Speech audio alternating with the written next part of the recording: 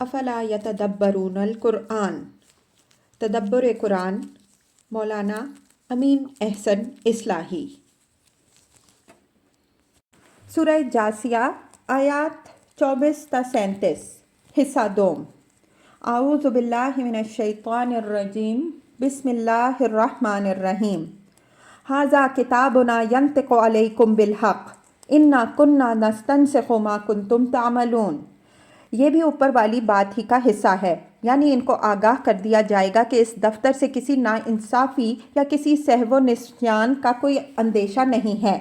یہ بالکل ٹھیک ٹھیک بتائے گا کہ کس نے کیا کیا کیا، اس لیے کہ ہر ایک کا سارا ریکارڈ بشکل تحریر موجود ہے۔ تم جو کچھ کرتے رہے ہو ہم اس کو برابر فرشتوں سے لکھواتے رہے ہیں۔ فَأَمَّا الَّذِينَ آمَنُوا وَعَمِلُوا الصَّالِحَاتِ فَيُدْخِلُهُمْ رَبُّهُمْ فِي رَحْمَتِهِ ذَلِكَ هُوَ الْفَوْزُ الْمُبِينُ۔ ہر گروہ کو اس کے ریکارڈ سے آگاہ کر دینے کے بعد اب ان میں سے ہر ایک کا الگ الگ انجام بیان ہو رہا ہے۔ پہلے اہل ایمان کا انجام بیان ہوا، فرمایا کہ جن لوگوں نے ایمان اور عمل صالح کی زندگی گزاری ہوگی ان کو ان کا رب اپنی رحمت میں داخل کرے گا۔ لفظ رحمت یہاں اس حقیقت کی طرف اشارہ کر رہا ہے کہ ان لوگوں کو صرف ان کے اعمال ہی کا بدلہ نہیں ملے گا، بلکہ اس کے ساتھ ان کے رب کا بے پایاں فضل بھی ہوگا۔ اس کے بعد بطور تحسین فرمایا کہ کھلی ہوئی کامیابی یہ ہے جو یہ لوگ حاصل کریں گے، نہ کہ اس دنیا کا وہ چند روزہ عیش جس کے عشق میں پھنس کر نادانوں نے یہ ابدی بادشاہی گنوا دی۔ وَأَمَّا الَّذِينَ كَفَرُوا أَفَلَمْ تَكُنْ آیَاتِی تُتْلَىٰ عَلَیکُمْ فَاسْتَکْبَرْتُمْ وَکُنْتُمْ قَوْمًا مُجْرِمِینَ۔ یہ کفار کے انجام کا بیان ہے اور ان کا انجام اہل ایمان کے مقابل میں تفصیل سے بیان ہوا ہے۔ اس سورہ میں اصلی بحث کفار ہی سے ہے اور خاص طور پر ان کے مستکبرین کے طبقہ سے۔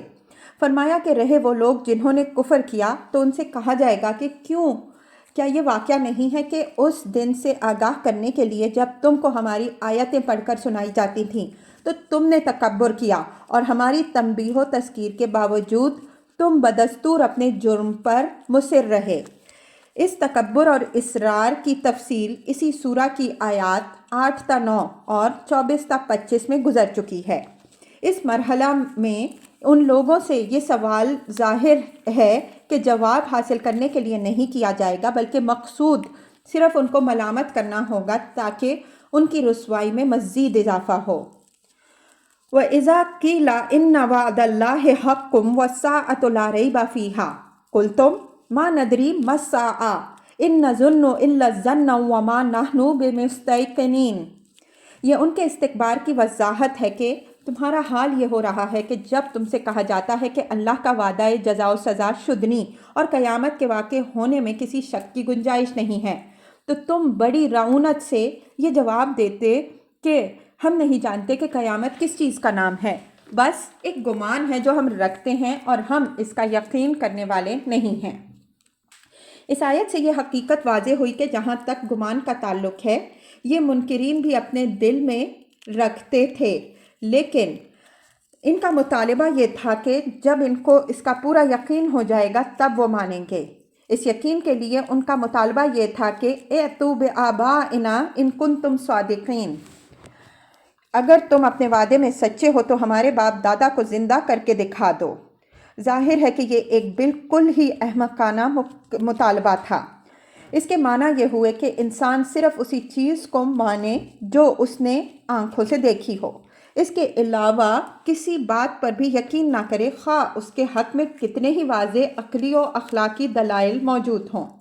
اگر انسان اس حد تک سفاہت پر اتر آئے تو پھر عقل ایک بالکل فالتو چیز بن کے رہ جاتی ہے، بلکہ آدمی اور بیل میں پھر شکل و صورت کے سوا کوئی فرق نہیں رہ جاتا۔ اس کے معنی تو یہ ہوئے کہ انسان اپنے اندر عقل کے وجود کو بھی تسلیم نہ کرے، اس لیے کہ عقل کو بھی نہ اس نے دیکھا نہ چھوا۔ انسان کے پاس علوم کا جو سرمایہ ہے اس کا جائزہ لیجئے تو معلوم ہوگا کہ اس کا بہت بڑا حصہ عقلی اور اخلاقی اصولوں ہی پر مبنی ہے۔ اگر محسوس پرستی کا وہ نظریہ مان لیا جائے جو ان مستکبرین کے سامنے تھا تو دوسرے الفاظ میں اس کے معنی یہ ہوئے کہ وہ سارے علوم دفن کر دیے جائیں جو انسان نے اب تک پیدا کیے ہیں۔ غور کیجئے تو یہ حقیقت بھی آپ پر واضح ہو گئی کہ اس طرح کے اہم اور دور رس نتائج رکھنے والے امور میں زن غالب کی رہنمائی کافی ہے۔ ایک عظیم بند جس میں شگاف پڑنے سے پورا شہر خطرہ میں پڑ جاتا ہے، ہماری توجہ کا طالب اسی وقت نہیں ہوگا جب اس میں شگاف پڑ جائے، بلکہ عاقل لوگ اس طرح کے معاملات میں بہت پہلے سے چوکنے رہتے ہیں۔ آخرت کا معاملہ ایک نہایت اہم بلکہ اس پوری کائنات کا سب سے اہم معاملہ ہے۔ اس کے حق میں جو دلائل قرآن اور دوسرے صحیفوں میں بیان ہوئے ہیں وہ ناقابل تردید ہیں۔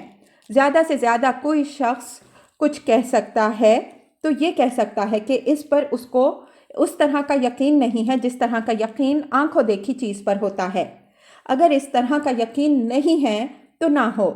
یہ دیکھنا چاہیے کہ کیا وہ پوری قطعیت کے ساتھ کہہ سکتا ہے کہ آخرت نہیں ہے۔ ظاہر ہے کہ یہ دعویٰ کوئی بھی نہیں کر سکتا۔ ایسی صورت میں دانش مندی کا تقاضا یہ ہے کہ آدمی موازنہ کرے کہ دونوں راہوں میں سے سلامتی کی راہ کون سی ہے۔ یہ کہ آدمی فکر آخرت کو بالائے طاق رکھ کر اپنی خواہشوں کی پیروی میں زندگی گزارے اور اس بحث میں نہ پڑے کہ مرنے کے بعد کیا ہوگا، یا یہ کہ آخرت کو مان کر جزا اور سزا کو پیش نظر رکھتے ہوئے زندگی گزارے، اگرچہ اس کے لیے اس کو اپنی بعض خواہشوں کی قربانی بھی دینی پڑے۔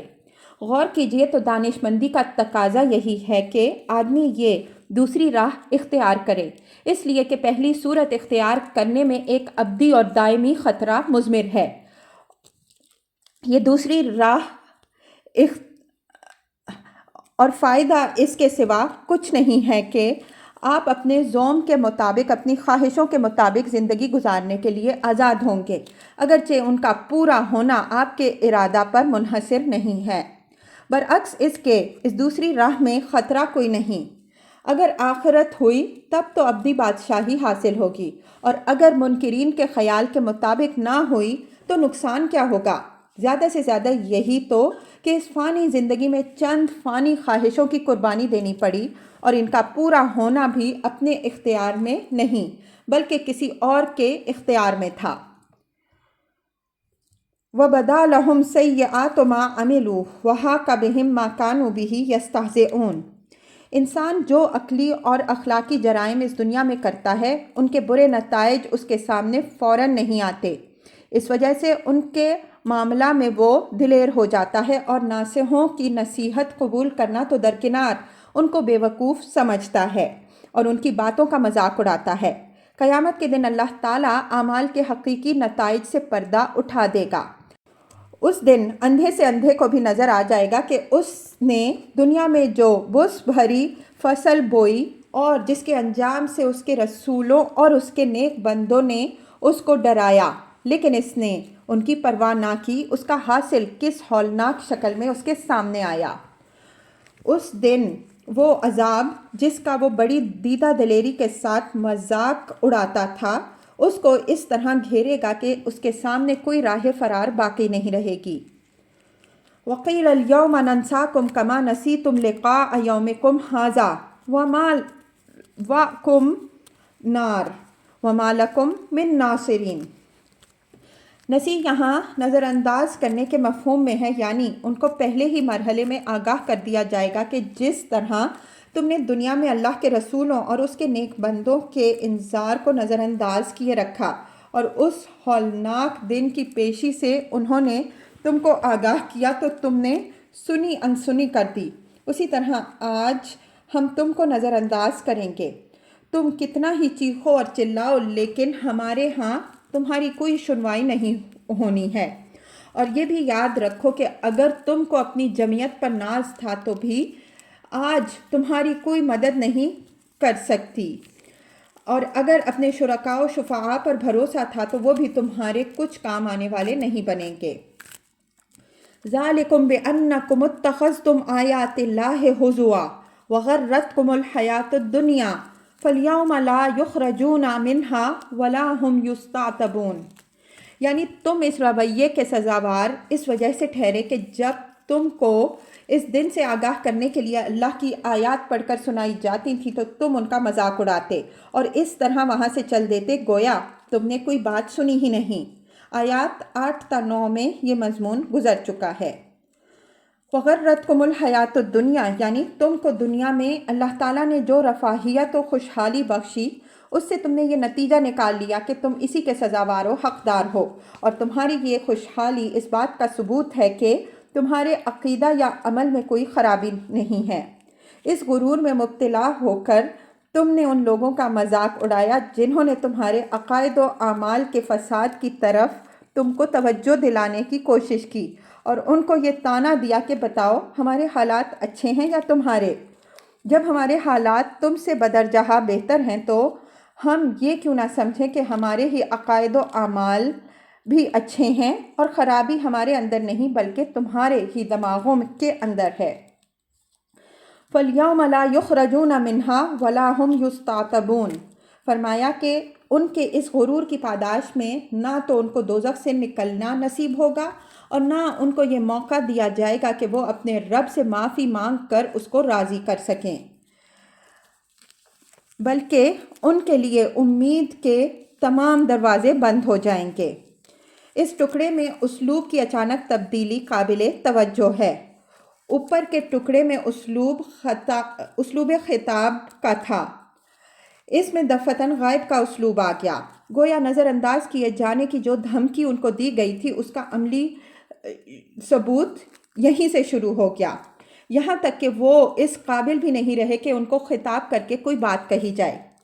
یہاں ملحوظ رہے کہ غائب کا اسلوب نظر انداز کیے جانے کے مواقع میں استعمال ہوتا ہے۔ اس کی متعدد مثالیں اس کتاب میں پیچھے گزر چکی ہیں۔ لِلَّهِ الْحَمْدُ رَبِّ السَّمَاوَاتِ وَرَبِّ الْأَرْضِ رَبِّ الْعَالَمِينَ وَلَهُ الْكِبْرِيَاءُ فِي السَّمَاوَاتِ وَالْأَرْضِ وَهُوَ الْعَزِيزُ الْحَكِيمُ۔ یہ آخر میں ساری بحث کا خلاصہ سامنے رکھ دیا گیا کہ جب یہ سارے حقائق بالکل واضح ہیں تو بندوں کے شکر کا سزاوار وہی اللہ ہے جو آسمانوں کا خداوند، جو زمین کا خداوند اور جو عالم والوں کا خداوند ہے۔ مطلب یہ ہے کہ پھر اس کے سوا تم نے دوسرے ارباب کہاں سے نکال لیے؟ آسمانوں اور زمین کے الگ الگ الہ کس طرح ٹھہرا لیے، اور خدا کی مخلوق اور اس کے مربوب ہو کر تم نے اتنے دیوی دیوتا کس لیے ایجاد کر لیے؟ وَلَهُ الْكِبْرِيَاءُ إِلَى الْآيَةِ، یہ اوپر والی بات کا دوسرا لازمی نتیجہ بیان ہوا ہے کہ جب اس ساری کائنات کا خداوند وہی ہے تو اصل مالک اور بادشاہ کے ہوتے آسمانوں یا زمین میں کسی دوسرے کی کبریائی اور بڑائی کے لیے گنجائش کہاں سے نکلی؟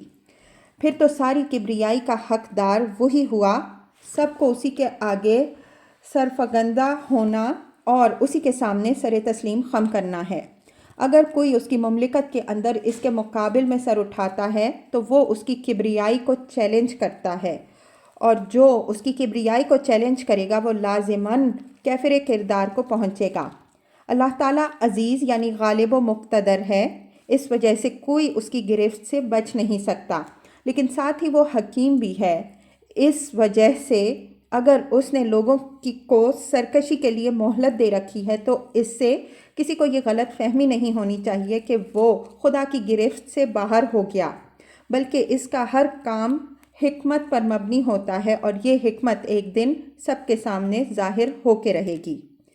ان سطروں پر اس سورہ کی تفسیر اللہ تعالیٰ کی توفیق و رہنمائی سے تمام ہوئی۔ فالحمدللہ علی احسانہ، رحمان آباد، 21 جون 1976، 22 جمادی الثانی 1396 ہجری۔